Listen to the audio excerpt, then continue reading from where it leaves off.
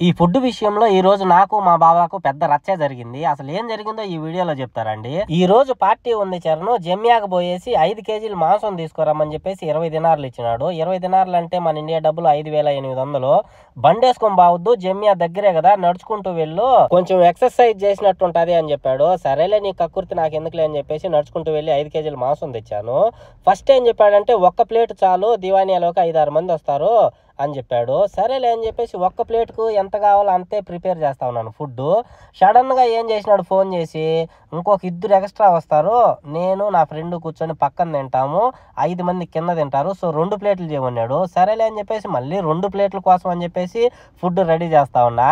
మళ్ళీ తీరా మారా అన్నము అన్నీ అయిపోయిన తర్వాత, అన్నం అంటే మరుగుగండి ఈరోజు, మరుగుగంతా అయిపోయిన తర్వాత ఆడవాళ్ళు ఒక 4 ఉన్నారు, వాళ్ళకు కూడా తిమ్మని చెప్పినాడు.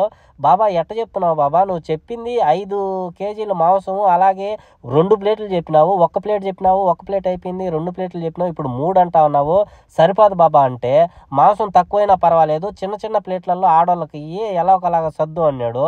ఏం చేస్తావు, తప్పదు, ఎలాగలాగా సర్దేసినాడు అన్నమాట.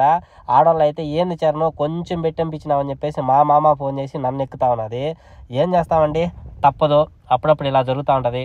సబ్స్క్రైబ్ చేసుకోండి ఛానల్ని.